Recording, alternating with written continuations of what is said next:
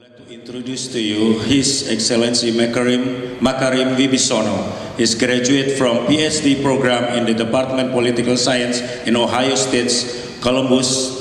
Dr. Makarim Wibisono, also an advisor of National Commission of Human Rights, the chairman of the Indonesian Council World Affairs. Please welcome Mr. Makarim. Because after the luncheon, usually we become a little bit sleepy, yeah. But I believe we are lucky to have a good speaker, yeah. Speaker from Bappenas, the National Development Planning, and Mr. Basilio Anuzo is from the Ministry of Home Affairs, yeah. As you are aware, the process of regional integration. So I would like to invite first, our friend from Bappenas. So maybe after that, I will ask our friend from the Ministry of Home Affairs, and then we start our discussion right away. Please, Pak. Terima kasih Pak Dubes Makarim. Saya walaupun nggak kenal dengan Pak Makarim, tapi saya banyak belajar. Jadi kalau pesohor kita belajarnya virtual aja Pak.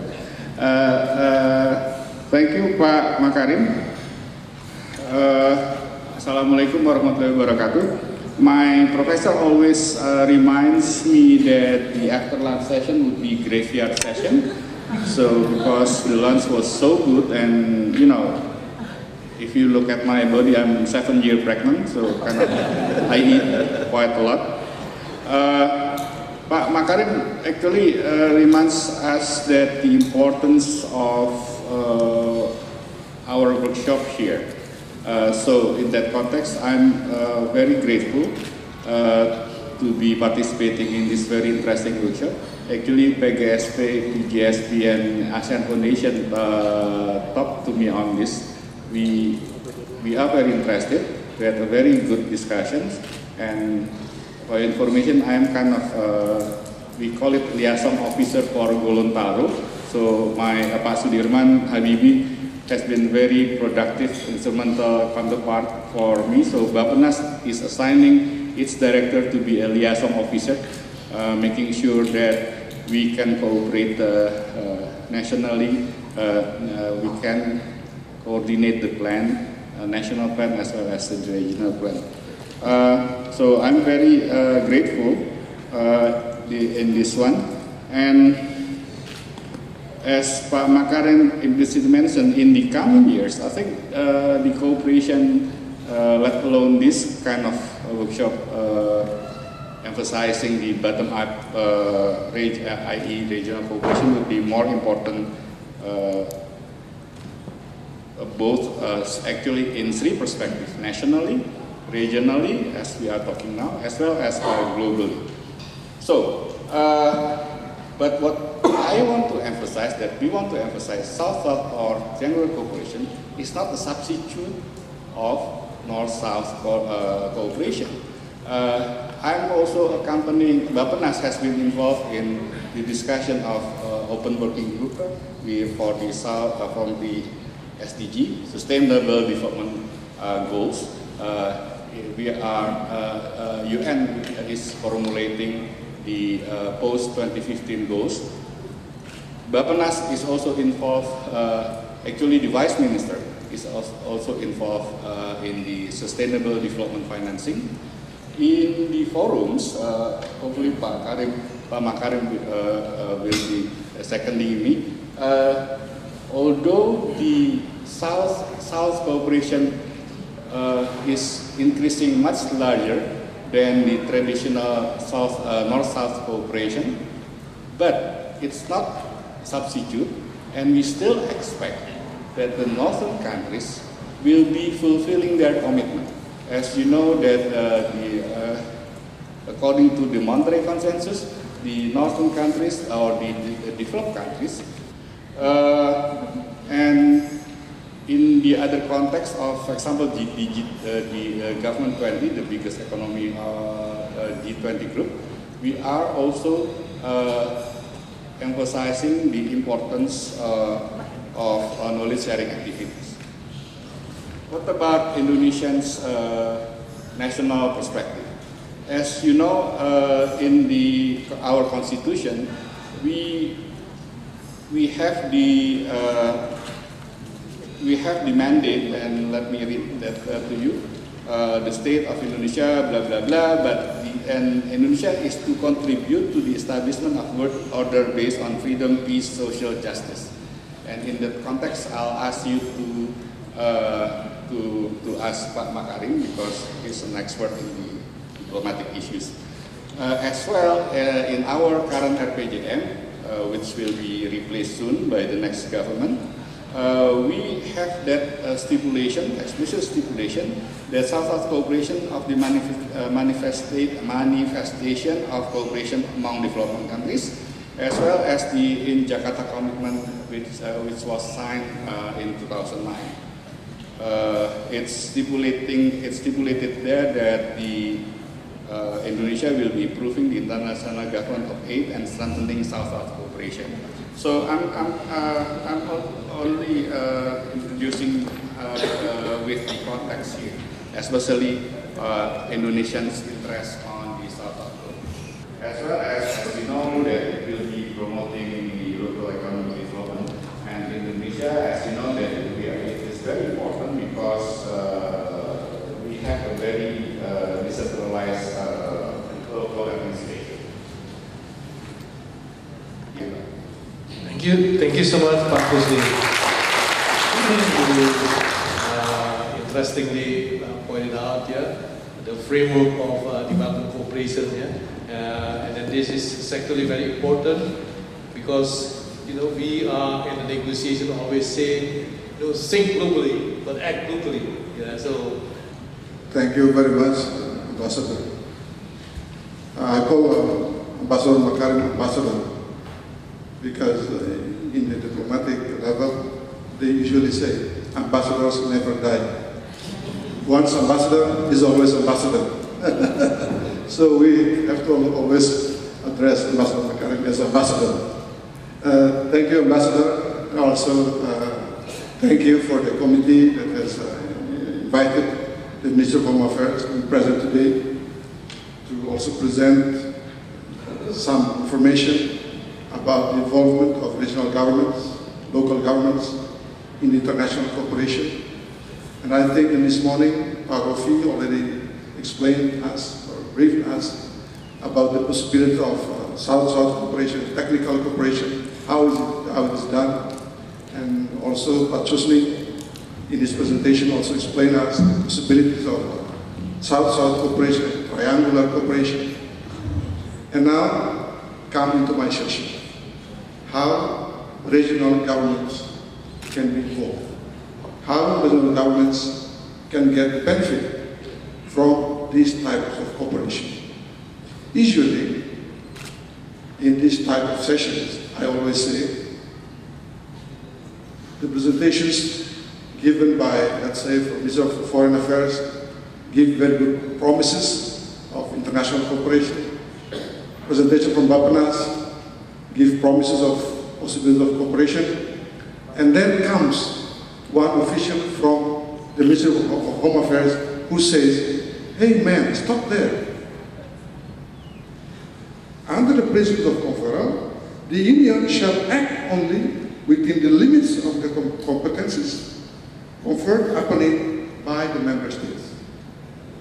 So in the EU law, the states confer competences to the EU. EU act only based on those competences. But then we go to the following principle. Under the principle of subsidiarity, in areas which do not fall within the exclusive competence, the Union shall act only if, and insofar as the objectives of the proposed action cannot be sufficiently achieved by the member states. So it cannot act exceeding the competence that it has. Now, let us see what we have in our law. We see the distribution of functions between the central and local government. In Indonesia, there are 6 functions retained by the central government. external politics, defense, security, justice, monetary and fiscal, religious affairs. It is the central government that confers the competences to the regional government. So we give them 31 functions or 31 competences. But sometimes our local governments, our regional governments, for this sub-regional cooperation, regional cooperation, now there is one concept developed by our coordinating Minister for Economic Affairs called sub-regional cooperation. Like Indonesia, Malaysia, and Thailand. Indonesia, Malaysia, Philippines, Brunei. Yeah, sister cooperation. We have, for example, sister province of West Java and Chiang Rai, Thailand. Sister province of East Java and People's Republic of China. Sister city of Jakarta, district of Komerin in Suriname. Yeah. Sister city of Jakarta in Beijing. And for technical cooperation, we have like cooperation with JICA, Quaker, GIZ, SIDA, Australia, etc. Yeah? And for international institutions, for example, we have cooperation with World Bank, ADB, yeah? ADB, IDB, JPIC, and etc. And for international cooperations, for example, possibilities of our regional governments to cooperate with international organizations like UNDP, like for this activity, these type of organizations are the ones that cooperate with the Ministry of Home Affairs. Yeah? We have so many other organizations that cooperate with other ministries, but I just mentioned those that have cooperation with the Ministry of Home Affairs. UNICEF, ILO, UCLG ASPAC, that is one of the partners for today's session, and ASEAN, EU, and regional and sub-regional corporations. They depend mostly on central governments. If you read the figures, the report on central transfer, you can see that almost our regional governments depend on central transfer. By that, Your Excellency Ambassador, I conclude my presentation. Thank you very much. Thanks, Mr. Basilio Araujo, for a very interesting presentation. You mentioned about the three principal control, subsidiarity, and proportional principles, yeah, as well as the dynamic between of the relationship between the provincial and regional government with the central government. Yeah. I am Rich from North Gorontalo province. I want to discuss with you about maybe because North Gorontalo is a new region in Gorontalo, so it's better I want to know how to, what's that, to make that networking with what's that, the others, region like Nusa Tenggara Timur, Bangka Belitung, and Gorontalo.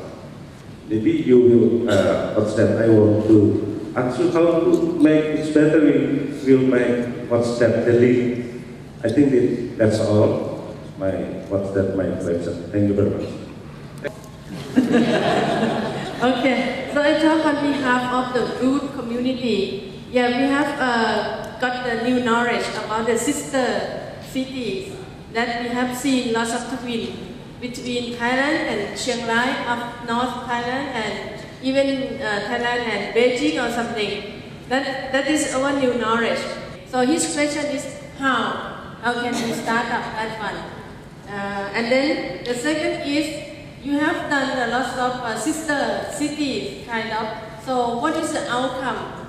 Yes, what is the lesson learned from that one? They are very curious to know about this. Thank you. As Pak Basilio mentioned before, the cooperation, international cooperation should be handled by central agencies. All international cooperation actually handled by Bappenas. I'm reporting to the Deputy for State Budget, Development and Funding Affairs. We have one directorate handling the bilateral cooperation, one directorate handling the multilateral cooperation, and others is the budget allocation, and then the planning, and our directorate, the international international development cooperation. But back to your questions actually, we have this typically when the international organization wants to discuss with us on the funding. For example, if it's an international organization, it will be handled by multilateral funding, director for multilateral funding.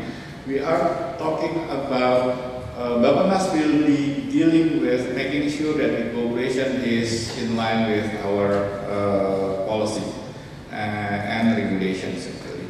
And for the technicalities in the sense of benefits, the objectives, the sustainability, we will be involving our line ministries as well as the regional administrations. For example, when we want to have a disaster management, tsunami disaster management, we talk with the agency called TDRMC, Tsunami Disaster Risk Management. It's ASEAN.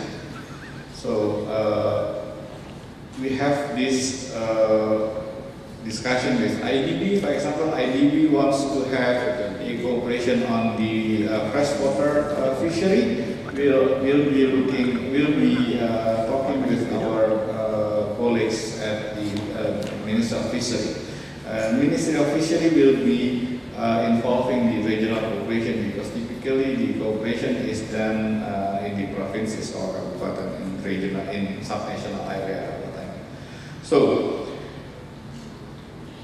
in the funding itself, actually there are two sources as you explicitly mentioned. One is state budget, APBN, but as Pak Basilio mentioned, it could be funded also by APBD on the funding. If there is some traditional donor is interested to work with us, we'll be having what we call as triangular cooperation.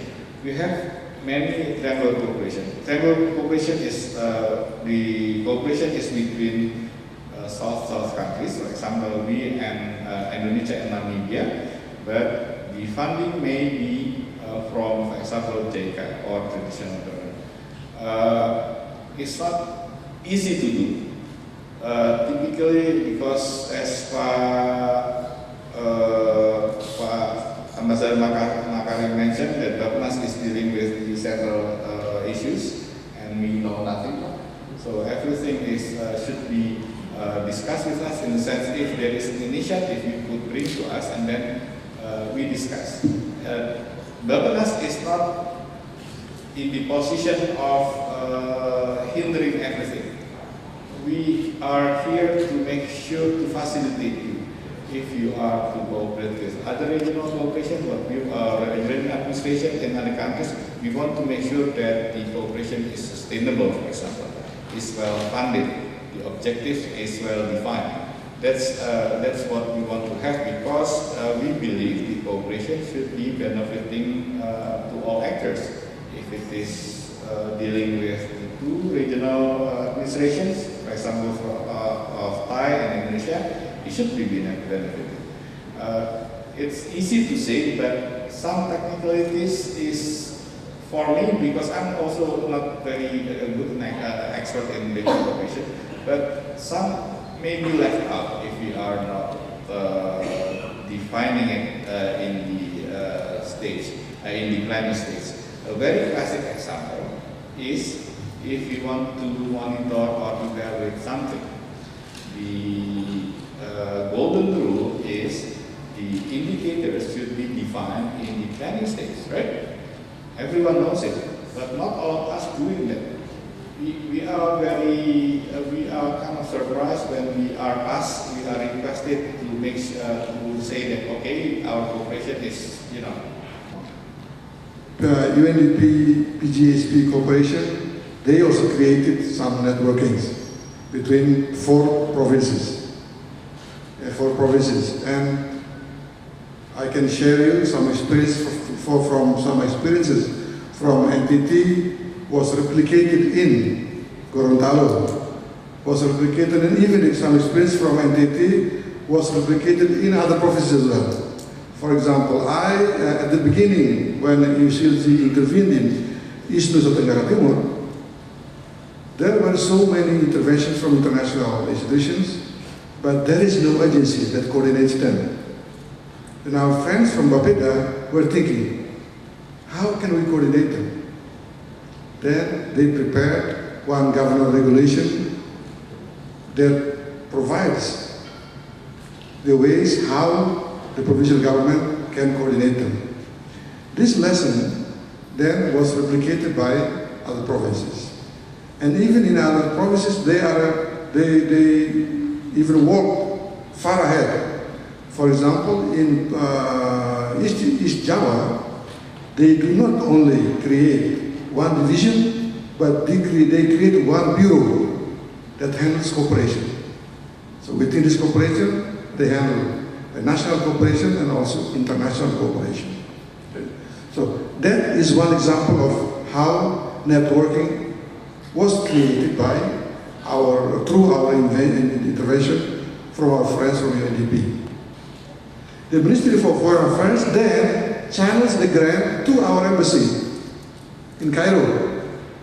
And then our embassy will build that facility,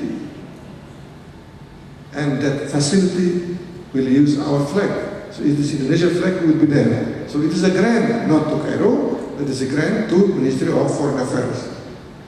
And this is regulated in Government Regulation number 11 regarding the mechanism of accessing loans and grants from whatever institutions.